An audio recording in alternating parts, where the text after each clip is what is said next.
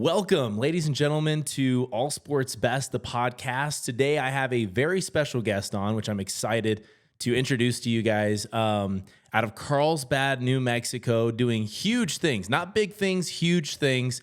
Adam Gallegos, again, from Carlsbad, New Mexico, doing big things with Flatland Cavalry. Adam, welcome to the podcast. Dude, what an intro. Thank you, man. Thanks for having me on. This is cool. Yeah, no, thank you for being on. It's great to see what you guys are doing, and I'm excited to learn more about what's going on and the origin story, of course. Yeah. It's cool, man. It's nice to talk about Carlsbad and what I've been doing, and so I'm excited to just get into it. Yeah, no, for sure.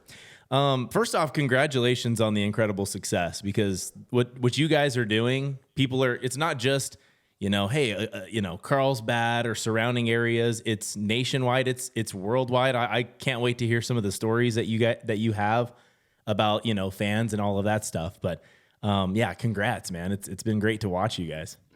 Thank you, man. I'm super grateful for it. It's been, I can't remember exactly how many years, but it starts, and to see it, to work on something for so many years, and then things just get better and better and better. You put in the work, and slowly but surely, it's nice to just, and then you turn around and look at it all, and you're like, wow, how did this, all happen? So yeah, super grateful for it all. No doubt. Okay, so we're a sports media company, so I have to tie that in some way, right? Yeah.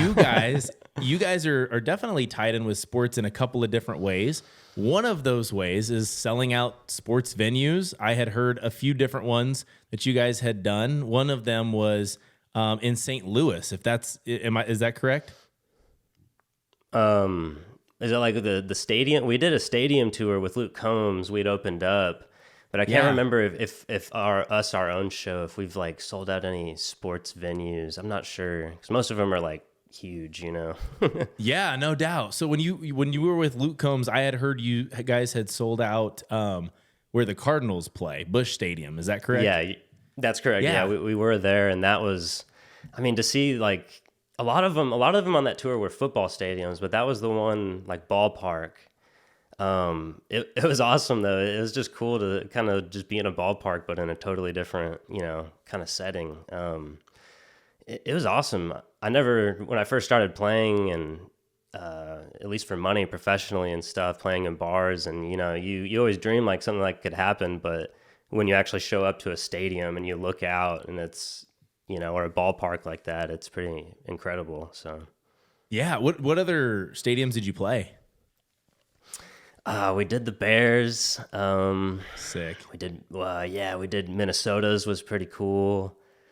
We did the Cowboys, which was, that was pretty insane. I'm trying to think of some other ones. I think the Patriots, it was all over, and it was only on Saturdays, and we did our own tour around it. So wherever that tour was heading, let's say like New England, we played our own shows Thursday, Friday around that part of the country, and then every Saturday we'd roll into that Luke Combs just massive stadium show. It was pretty wild. So, but sports aspect of it all, it was kind of nuts. We saw the inside of some locker rooms. We were at the Chiefs place, and growing up watching football on the weekends with my dad and stuff, and just playing those huge stadiums. It was pretty surreal. So yeah, no doubt about it. So you get, like you said, you get to see the other side of sports. You're not seeing a game going on and hanging out with the fans that way. You are on stage or watching other musicians do their thing. When they do these things in these venues, a baseball field, I'd imagine they just throw stuff down on the ground. But do you see some of these venues just like transform into like concert venues, or most of them you just plop right down on the grass or the turf?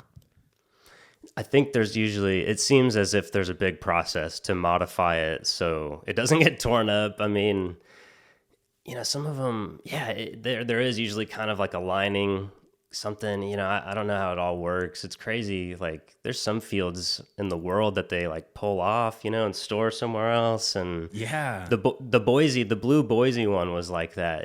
They pulled it off, and it was like on carts or something, like, I guess they can just like build it and take it apart, I guess. So, But there is, I mean, I think there's a whole team probably of people that go in and modify everything. And you know, we're in the back, like in the locker rooms and stuff. And so, yeah, it was just weird, but really cool to see it from that perspective. So, Yeah. So no heavy lifting for you guys. You guys get to walk in and is your equipment taken in for you, or how does that work? well, like for our crew, yeah. Yeah.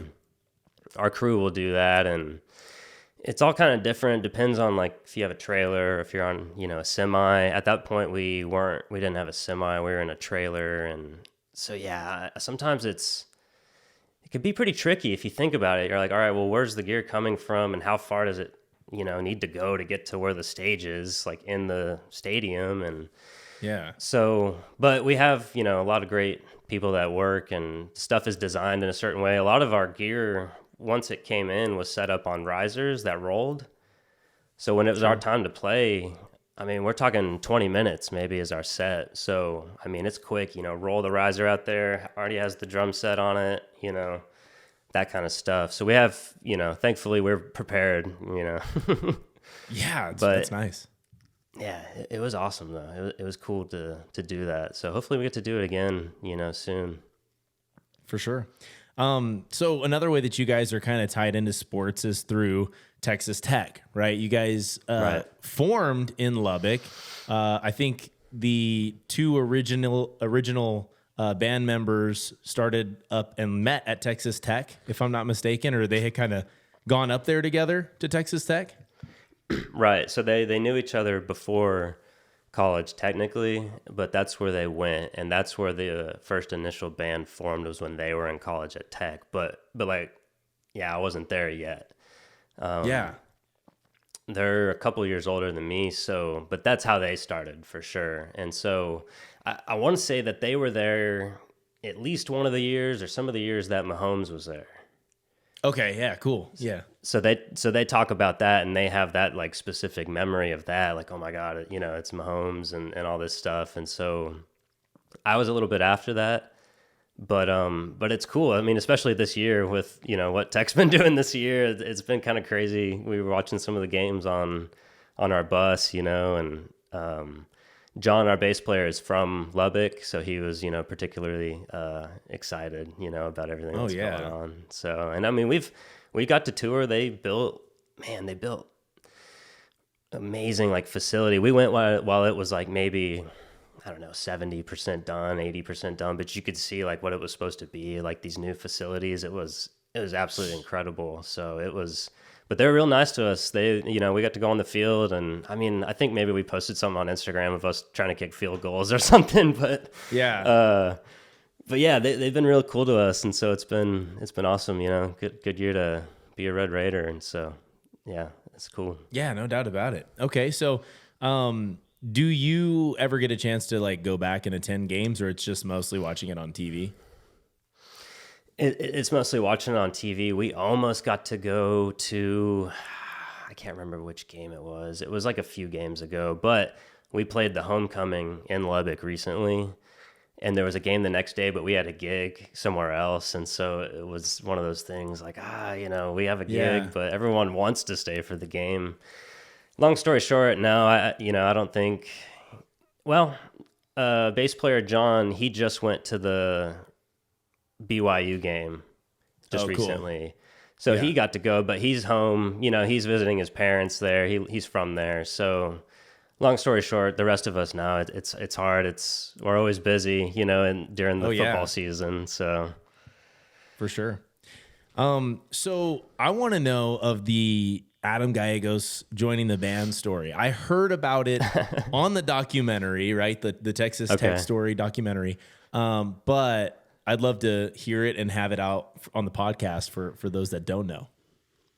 Totally. Well, I could easily like take it like so long, but I'll try to get like a good detailed version that's not too long. But I was at Lubbock. I did one semester at SPC, which is in Levelland, just kind of down the road. But just meeting people, you know, living in a dorm, and someone sees you play guitar, and oh yeah, so and so also sings and plays guitar or whatever, and you meet somebody I met a guy named Caden Stone in that area, and we just started playing duo stuff together, and he's just writing country songs and I'm, playing guitar and stuff. And so I had done 1 year at Belmont in Nashville, like studying guitar, and then I moved back closer to home. So that's why I ended up in Lubbock. So anyway, I start playing with him and get better and meet more people. Eventually I meet a really good friend of mine named Steven Constancio, who's a really great drummer. And I end up playing on, a few different bands with him or gigs, this or that. So he kind of, got me in the mix because Lubbock has its own music scene. That's kind of the closest place really to Carlsbad that has a scene, as they say. Yeah. So I kind of got in the mix over there as I was going to Tech, and I played in a bunch of, just bar gigs, 3-hour bar gigs around Texas and different bands and stuff like that. My buddy Steven that I mentioned had known the Flatland guys when they were starting in Lubbock. So that was like kind of that connection.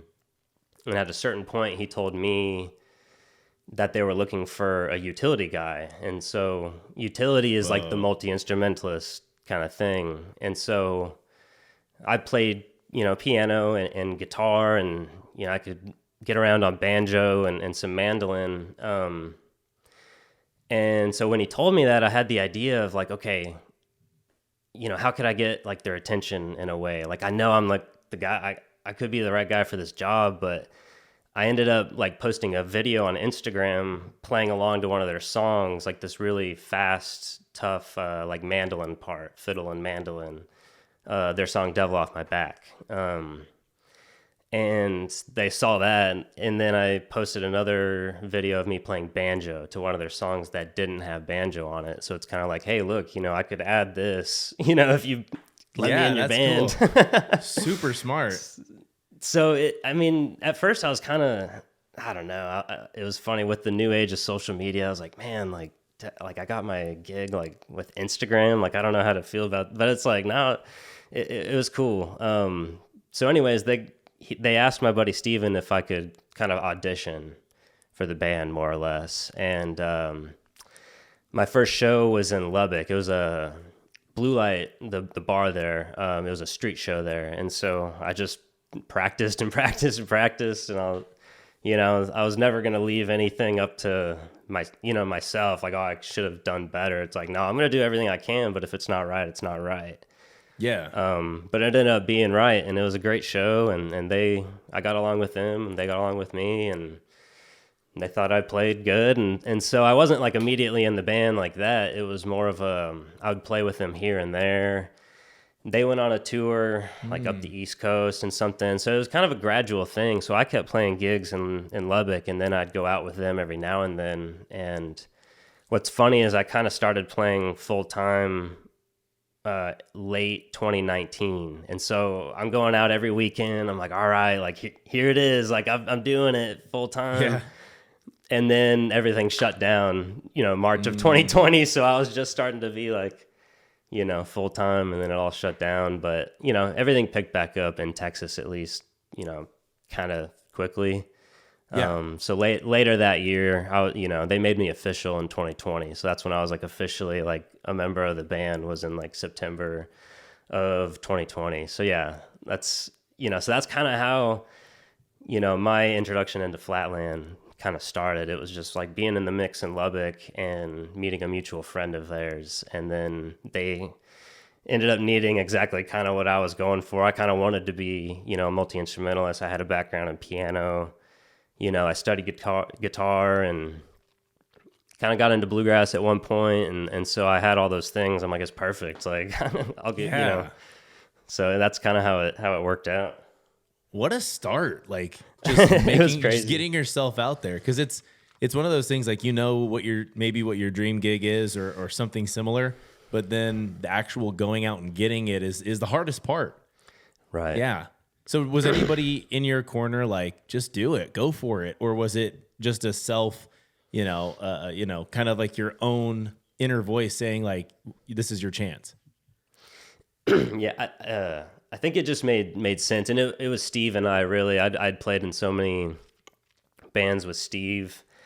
So it was kind of a no-brainer, really. It was like, because at this time, Flatland, they're already in a bus. They have an established fan base already. So in a sense, it was, I was playing with some great people in and around Lubbock and this, that, and the other, but that was like already considered kind of a next level gig. They had done the work and established themselves. So yeah, it was kind of like, hey, this is this is the shot. It makes sense musically, and this is what I want. It sounds like they're looking for what I can do. So I posted the videos and then got the audition, and the rest is history. Super cool. Yeah. Yeah, you had said multi-instrumentalist, which to me is insane. I've never figured out any of the instruments to figure out how to play them. But you figured out multiple. Is that just something that maybe after like two, the third and fourth one are a little bit easier, or it's like every one of them's picking up a whole new language? A lot of people say that if you start on piano, it makes moving to other things a little easier, and I probably can attest to that because my folks, they put me in piano lessons when I was maybe 5 or 6. And I took to it, and it was great, and I kept doing it all the way. I had different teachers, but all the way through high school. I mean, so first grade until I graduated, I took piano lessons. But, like Guitar Hero's out, and it's a thing, and my brother has like one of those guitars from Hastings, and I'm like, this is pretty cool, listening to classic rock. And I was talking to my dad. I was like, what was it, 107.1 or whatever, the classic rock channel in Carlsbad? I forget what it was. But anyways, picked up guitar, and I thought it was cool. So, as you do, I think I picked up the guitar in maybe like 5th grade or something like that. Oh, wow. Going into, or 6th, I think, 5th or 6th.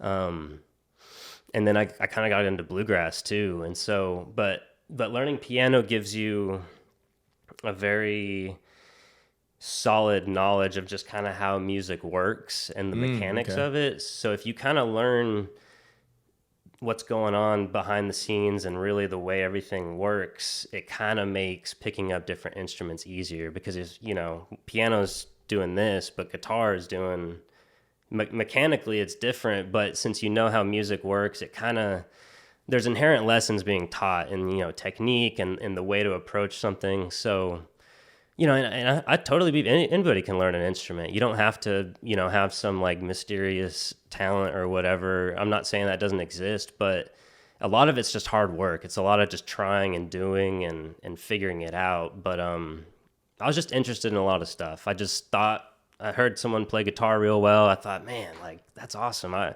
want to do that too. And same thing with banjo, same thing with mandolin. And then, started on piano. So it was kind of fun to just kind of keep learning each one over time. And so, yeah, I just love all types of music and instruments. And so sometimes I think like, man, if I only played one, like maybe I'd be like really, really, really good. I'm not trying to do like 20 at once, but yeah. It's kind of funny, No, but I mean, obviously you're really good. That's top-notch pro stuff. I mean, that's crazy. Very cool. I always wonder that, if you see some guys that can, or some bands that have guys that can do all kinds of stuff like you, and it just always kind of has piqued my interest. But you have had a hand in a lot of great songs. Are there any of them that are like extra special to you, or that you worked on a little bit more, or something like that really, like, I don't know, you remember working on? Man, in that regard, I mean, it is fun, like you're saying, to like, that's a cool thing about being in a band or just recording music in general, is you kind of get to put your personality or your, thing on something. And I mean, if you think about like Mountain Song, that little kind of keys intro thing, it's a Wurlitzer. That's actually what's right here behind me. But there are these like kind of pianos made back in the 70s and whatnot, but earlier than that too. But anyways, it's cool that like Cleto came up to me and he was like, hey, can you play something that like sounds like Stars? And that's like all he said, and I was just like, that's so freaking cool. I was like, okay, and then I kind of came up with that in a way, and I was like, that kind of sounds like it's got like a twinkle twinkle star, essence to it. So what you're kind of like, it's cool that I, got to come up with that. And we recorded new music earlier this year, and I kind of got to come up with some, call them motifs or whatever, or little melodies that kind of, went here and there. And so it's always cool to be able to do that. And, being in a band and having a real collaborative spirit really is cool, Yeah. And I actually got to, for the first time ever, I got to co-write a tune with Cleto and a few of the other guys. And so that was really fun too. So, it's hard to say like which ones like are more special or not to me, but but I guess that's one thing I could point to is like having that little, like in Mountain Song at the start, the little thing that's like, I played that or these moments that kind of help the song but stick out as uniquely like mine or whatever. So, but yeah, it's cool. And it's just cool to be a part of anything, even if I'm doing a simple thing. Like, it's just cool to be a part of the music and get to make the music with those guys and record it, and people get to hear it. And, I'm very proud of it for sure. For sure. And that's huge because that song is on Yellowstone, right? Yeah, that's right. Yeah. Wow. Yeah. That's huge. So yeah. And that was one thing, like I would listen to y'all's music and be like, this is really good. Tell friends, like, have you heard this stuff? And then I'm watching Yellowstone. I was late on Yellowstone because everyone was telling me like, go watch it. And then I finally go and watch it. And I was just like, wait, that's their song. That's insane. So really, really cool to see that. And then you guys were on a few other things. And I always wonder how that all goes down. Like you guys were on Twisters, which is the new Twister movie, right? The second edition of it, right? And then which other big artists are on that as well? Luke Combs included, right? You guys, a buddy of y'all's. But then, how does that whole process go down? Do they hit you guys up, your agent or whatever, and say, hey, we want to put a song on here? Or do you guys get to talk about it, or is it just a business deal? It's a lot of on the business side. If I'm not mistaken, I think like the labels sometimes do that. It's called like sync licensing or something like that. I'm outing myself as not having a lot of knowledge on that side of the business, but basically I think it's more of a business side thing. However, I need to get this right, but I know Cleto has written a song for like the purpose, so it's not always like the song always exists. I know, and forgive me, I can't remember which one it is, but I know for a fact he's written one specifically for a movie. Maybe it was the Hunger Games one. Yeah, maybe. That's what I was thinking. But it's usually more on the business side of things. But something with Mountain Song just kind of worked because, Taylor Sheridan, he's a guy who does, all those shows, and he uses a lot of, the Americana or country artists that are kind of in the same vein as Flatland. So it's really cool to hear, all that music. But to be honest, man, I don't watch, like, I didn't really watch, the shows, and, but, I appreciate them and our music being on them, obviously. But I just don't watch a lot of TV in general, I guess. But yeah, learning like how big it was, and I'm like seeing like Yellowstone merch all over the world, and, and I'm like, wow, like, isn't like, I don't know. It is really crazy. So it is mostly a business thing, but it is wild to know that it just exists in this like series or movie or whatever it may be. So yeah, Hunger Games is huge too. That's massive. So all right, so when you said that you guys recorded some stuff earlier this year, you've been a part of the recording process, of course. What does it look like? Do you guys rent a studio? Do you guys have one that's yours specifically, or how does that go? That would be really cool. I'm sure the guys would love that if we had like our own. But it's usually like a rented thing, and it also has a lot to do with like who the producer is. Okay. So we've done projects in Nashville. We've done a lot in Texas. The guys initially recorded in Lubbock with Scott Ferris at Amusement Park Studios, shout out. But also The Bunker I forget where that is, in Texas. But getting to current stuff,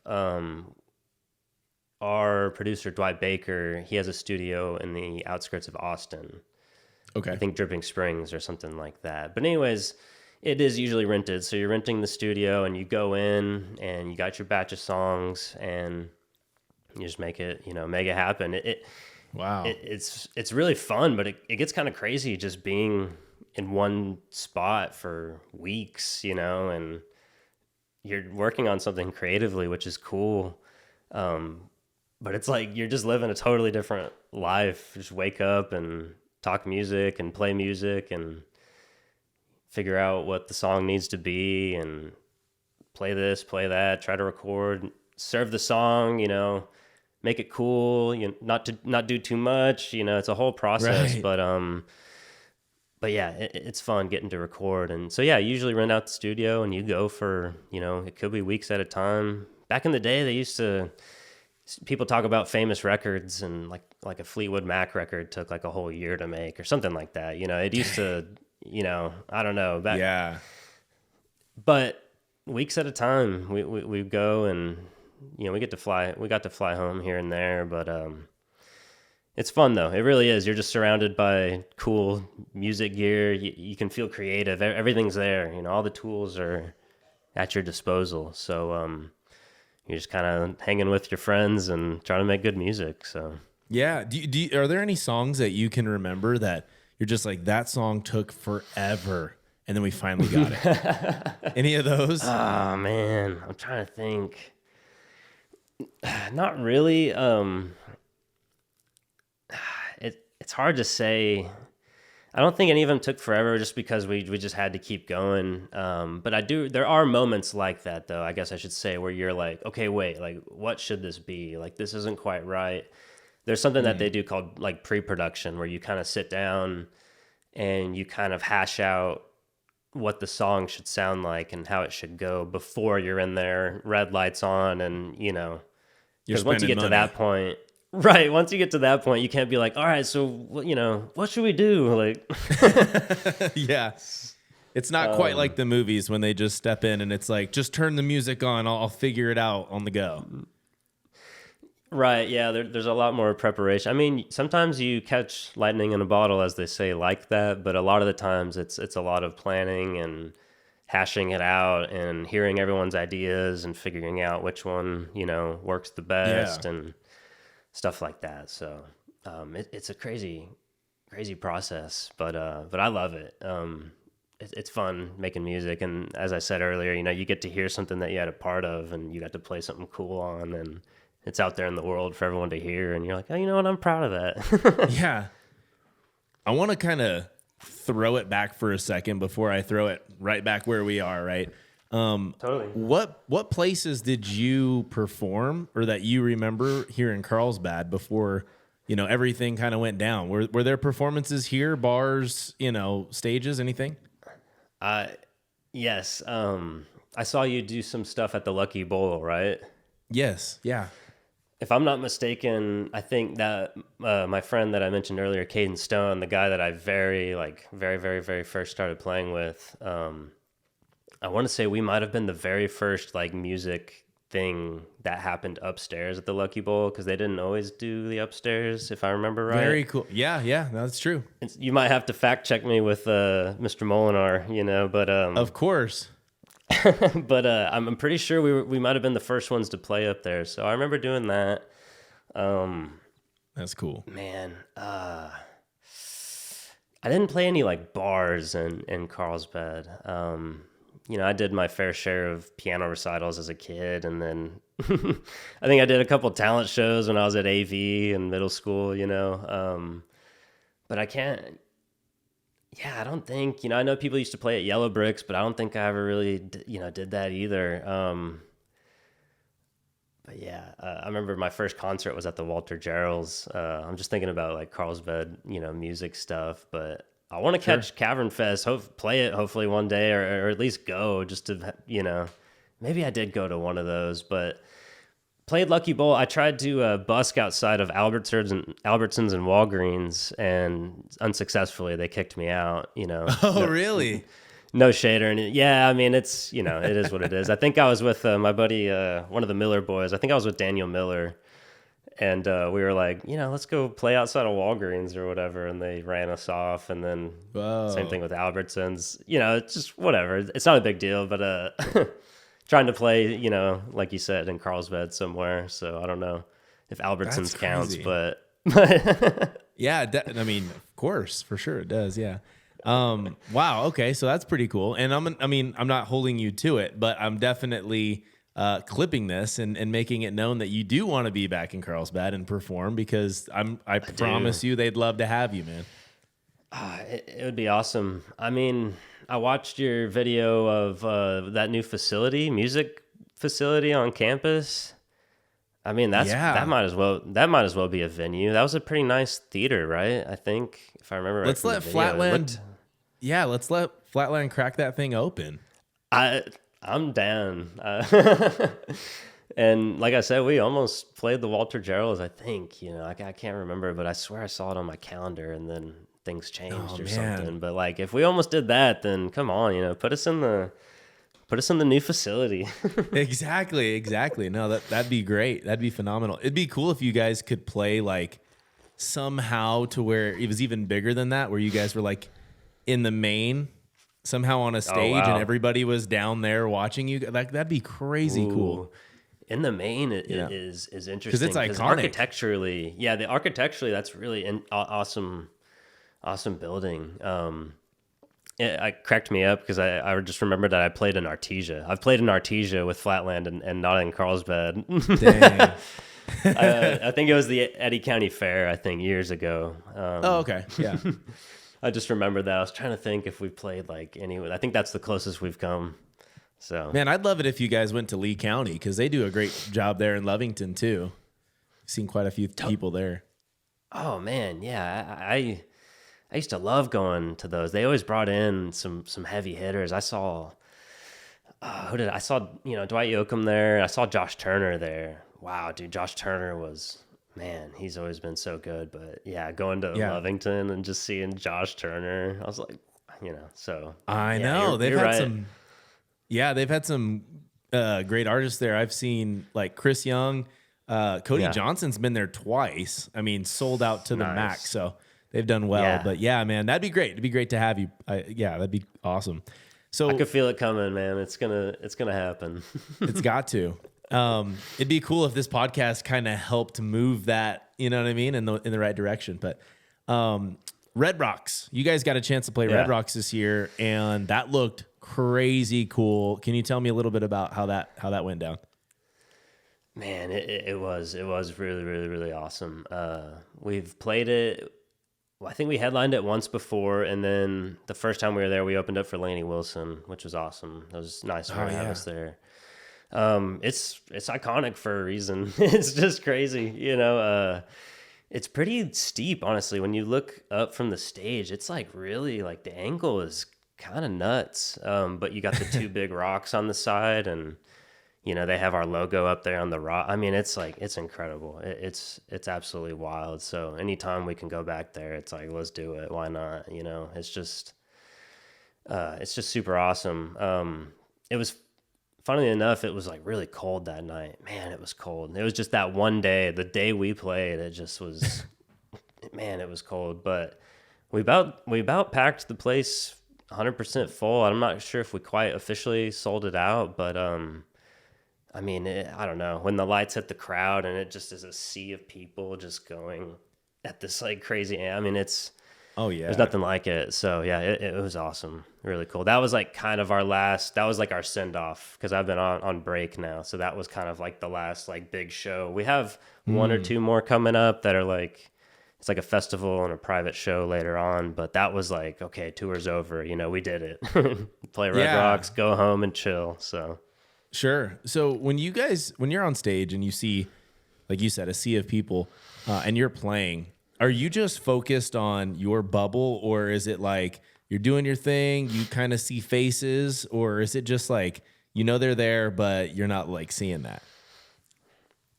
probably a mixture of like all of that. Okay. Yeah, like yeah. sometimes you're kind of just doing your own thing.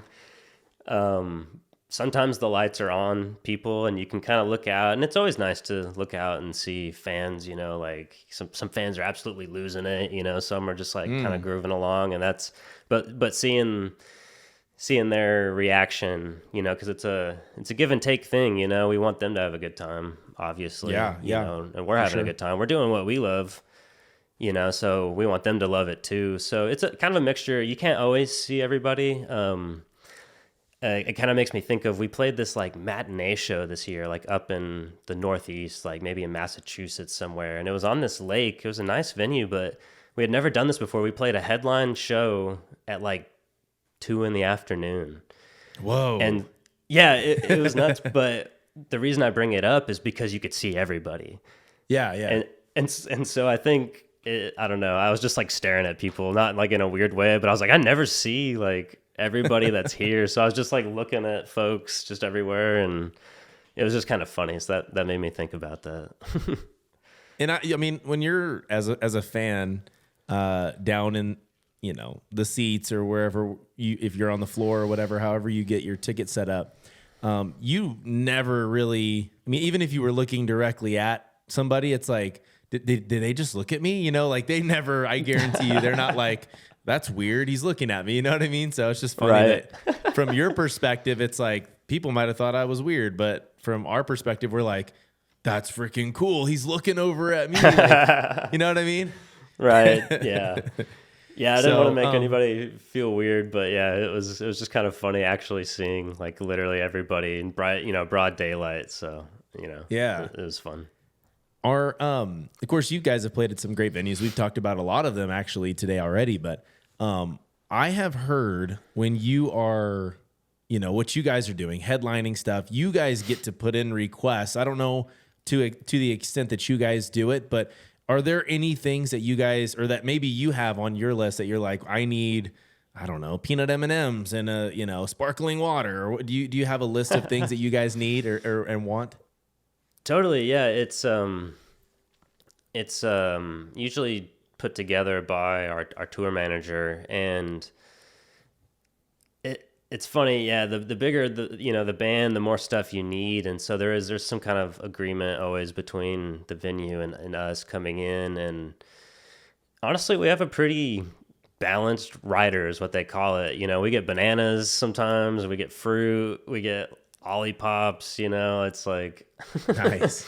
we get good stuff. And even if sometimes if you're smaller act or whatever, there's still like that exists no matter what. It just might not be like, you might get a case of beer, if or like with Flatland, we have a big huge crew, we got a lot of people, it's like you need some stuff. And so it always changes. But yeah, I'm trying to think of anything like super specific. We don't, you always hear the old like rock and roll stories, like, they made sure there was no, brown M&Ms or whatever. And if there were, we don't, not to my knowledge, we don't do anything like that. But we get some pretty clean stuff, we just get water and just stuff that we need. I mean, it's better that way than we always sending someone to the store or something. It's living on the road is such a totally different ball game. It's just like living on a bus even, before we were in 2 buses, we were just in 1. And I mean, we got,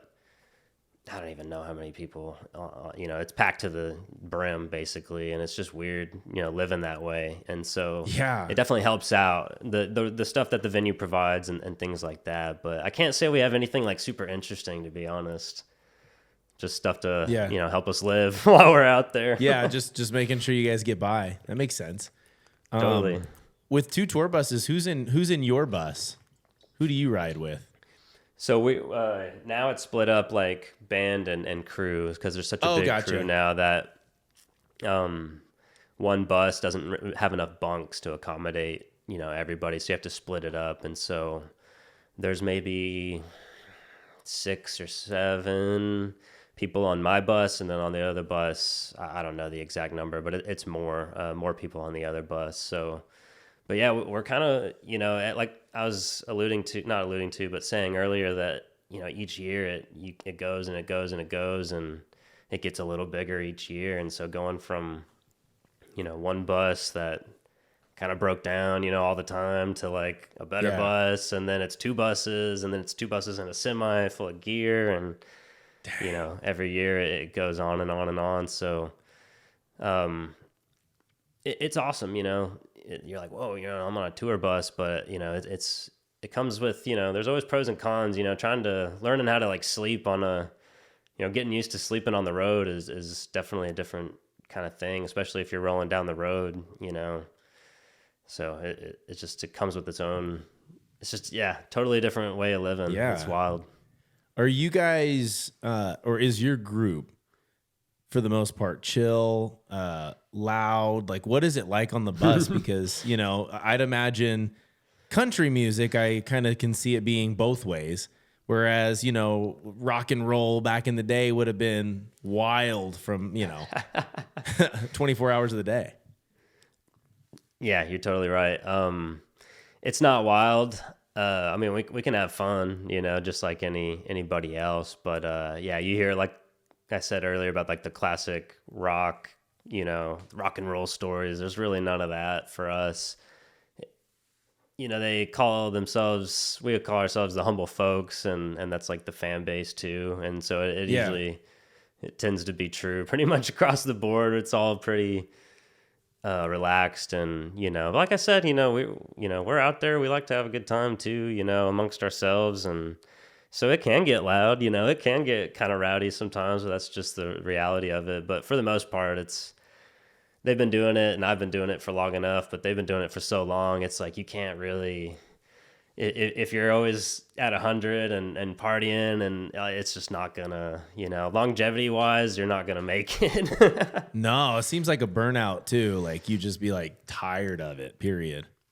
If you did that, Totally. Yeah. It's tiring enough. All the travel and the flying and the this, and you're here, you're there. It's cold, it's hot, it's this, it's that. You're all over the place, and it's very cool. I've always wanted to travel and play music, so I'm getting to live my dream, which is awesome. But it can be tiring. It takes a toll. So you can have fun, but at a certain point, you got to make sure that you're sustaining, a certain level of health and everything like that. So sure. No. Do you ever how often do you get recognized in public? I've noticed that one of the iconic signature parts of your stage presence is your red glasses. Yeah. If you take those off, is it like Superman? Is it kind of like, you're in your disguise almost? You take your disguise off, kind of? Dude, I'm so glad you said that, because that's basically like how it works sometimes. They're prescription glasses. It's the same frames as these. I took these off just for the glare and everything. But Cleto one day just randomly was like, I think like you might look good in like some red glasses or something. And I was like, really? All right. So yeah, I just ordered them, and everyone was like, whoa, like and some people were like, not a lot of people can pull that off, but I think you might be able to pull it off. And it just became a thing. But they're always prescription, honestly. Not that I have like really bad eyesight or anything, but sometimes fans are like, can I have your glasses? I'm like, no, I got it. I need these. Like, I'm not lying. Yeah. But that's kind of how it started. To answer your question though, I'm glad you said that, because there's some days, it all depends. There's fans that might recognize me just like this. But it's funny you say that, because sometimes you're playing theaters in a town and you have to walk to go get some food, and there's a line, doors haven't opened yet. So there's a line of fans in front of the theater or, whatever. And I don't have my red glasses on, and I can like walk right by. And for the most part, no one knows like at all, That's wild. But I've been recognized near the venue. I'm not like getting recognized like in day-to-day life or anything like that, you know what I mean? But around the Flatland shows, like in town or whatever you might be up to, you might, or at the airport, might get recognized. But yeah, sometimes if I don't have the glasses on, I could be anybody. That's awesome. Which could be a cool thing, I can have my, I don't know, privacy and just like fade away. It could be anybody. You could fly under the radar for sure. And I think that's a good thing. I feel like that's a big perk to having them.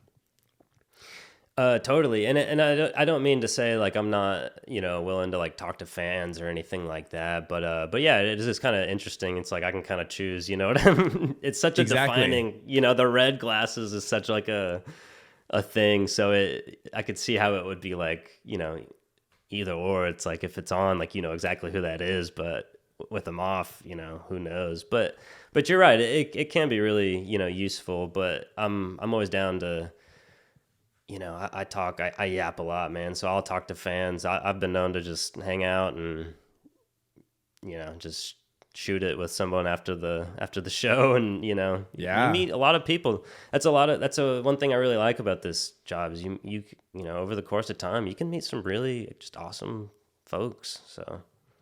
Yeah. Oh, I bet. So you get a chance to meet and talk with fans a bunch. You've also gotten a chance to work and meet other great country artists.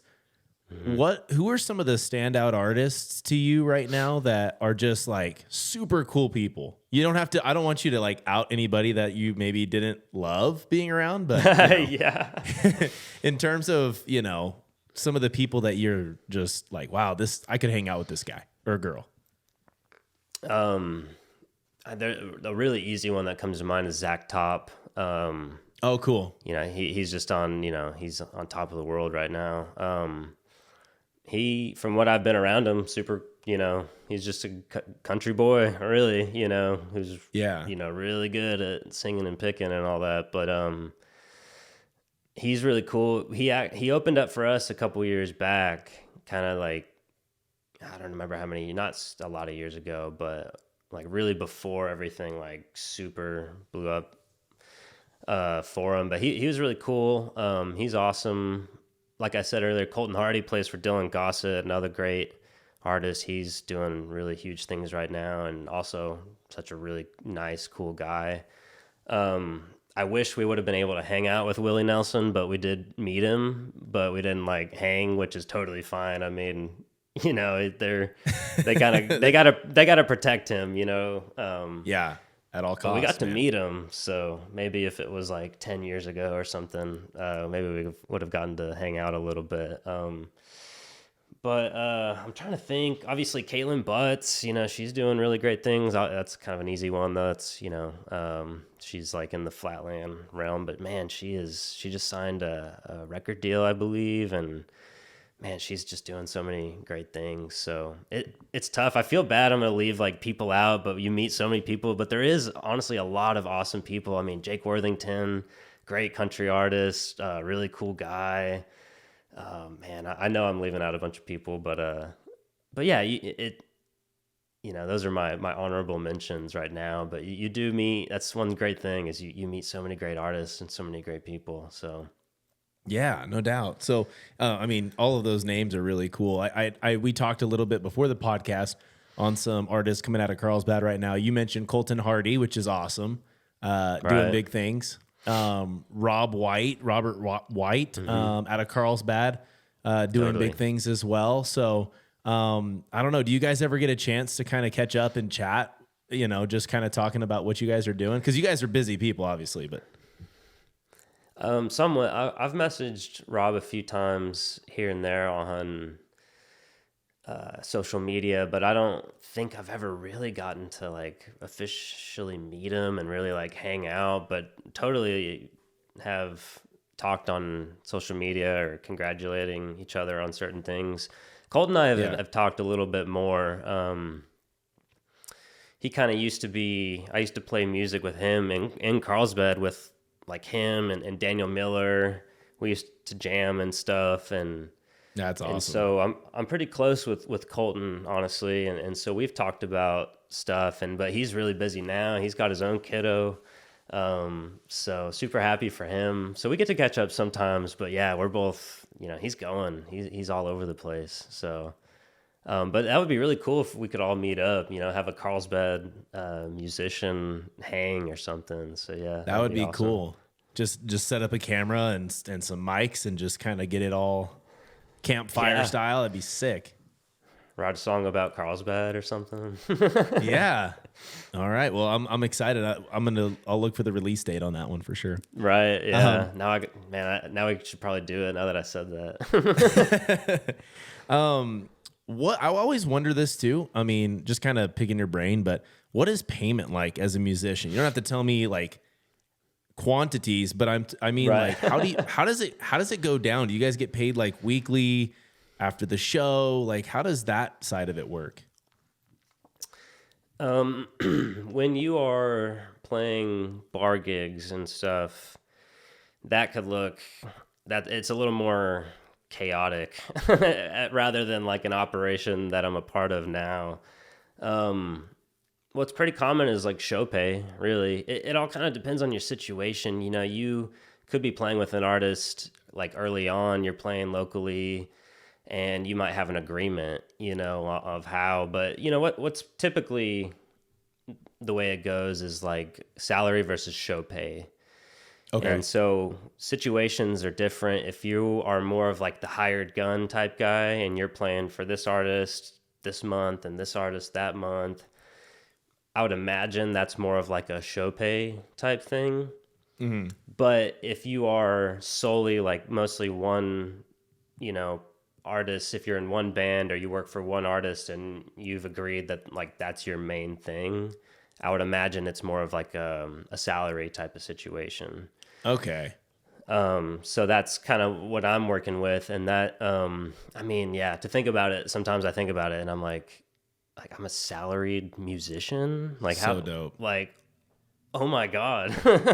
Like it's incredible. It really is. And I'm super grateful for it. And it's like, wow, you know, and a lot of hard work has gone into it, but to push towards something for so many years and like not always know that it could work out, you know, you're just kind of like, okay, I have faith in this and I've done my due diligence, but I got to kind of keep going in this direction. But then to get there and, you know, have, you know, a really stable situation as far as that's concerned. And I'm super grateful for it. So yeah, that's typically how things work. I think in the business is show pay versus, you know, salary. And it kind of depends on your relationship or your situation with the artist or band that you're working with. So, Yeah.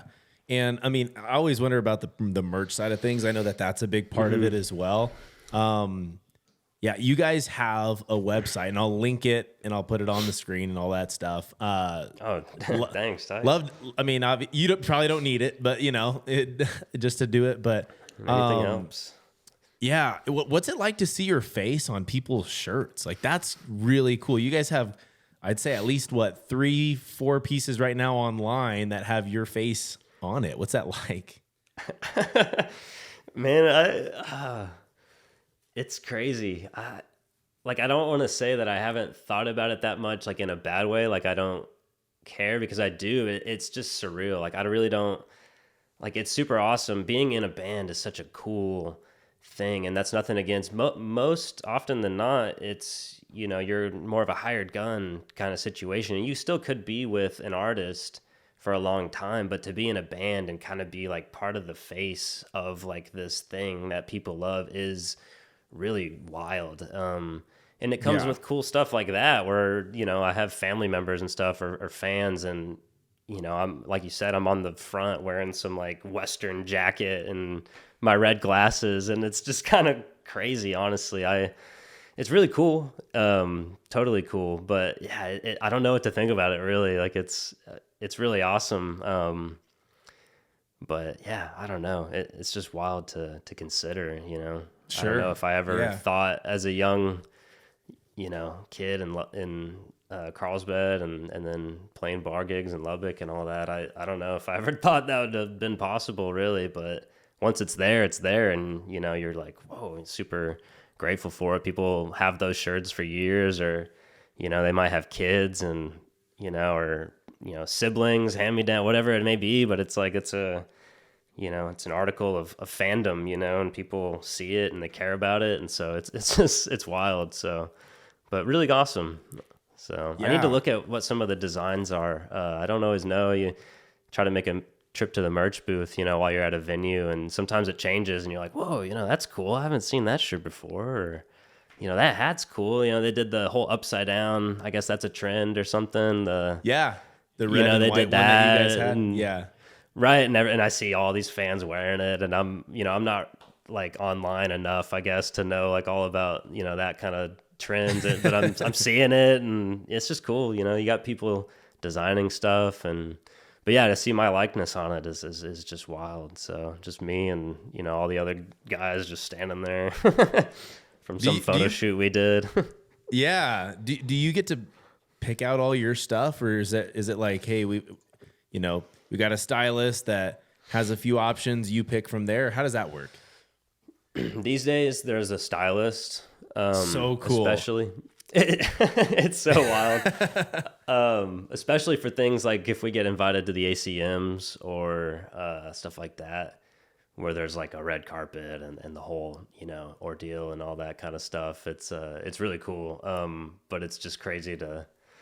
It wasn't always like that, but there was photo shoots in the past where we're kind of doing it on our own, us and our photographer, and we're just like, what should I wear? And it's like, oh, well, he's wearing that, and no, you change, and it's like figuring it out on our own. But I've acquired some really cool pieces of clothes. Honestly, it's fun. You dress nice, you feel good, you go out on stage, and yeah. Some of my band members quote that, I don't know what, this is sports related, we could tie in sports, that that one athlete, he said, you look good, you feel good, you play good, you play good, they pay good, or something like that. I'm like, Yeah. I don't know, I remember who that is, but yeah, my bandmates, they say that, and so it cracks me up. But yeah, it's nice to wear, cool clothes and play music, so. Yeah, no, absolutely. And I should be the sports guy. I want to say Deion Sanders, but I don't want to be wrong on that. So maybe that's it. I'll toss it out there, but I'm not gonna like back it right now. But yeah, that's awesome. Man, no, I mean it does. It's really cool. You guys show up, you guys are looking good, and I don't know, there's some artists that just kind of do their own thing, and it's like their style to not come out and like show out and look good, but you guys really like cross all your T's, which is really cool on that. Nice. Adam, I appreciate you for being on the show. It's been great. I've learned so much, totally. and I'm just such a big fan of what you guys are doing right now. So I'll Thank keep you very spreading the much. word. I don't think you need it again, but I'll keep spreading the word and getting you guys that. out there. Yeah, man. Thanks for representing Carlsbad the way that you do. You represent it well, very much respectable and a total professional. So that really means a lot for the people back home, like watching what you guys are doing. Thank you, man. It's awesome to be from Carlsbad, and I had that community growing up, and so I'm grateful for it, and so it's nice to hear that. So I appreciate that, and I'm hoping we can play, or at least I can visit, sometime soon. So yeah, absolutely. If I can have anything or help any way, just let me know, man. I'd be happy to do it. Absolutely. Cool. Awesome. Adam, thanks again. I wish you the very best of luck. I can't wait to see what you guys do next, and I'll have to be at a show ASAP, man. Absolutely. Yeah, come out anytime, and thank you very much for having me on the show.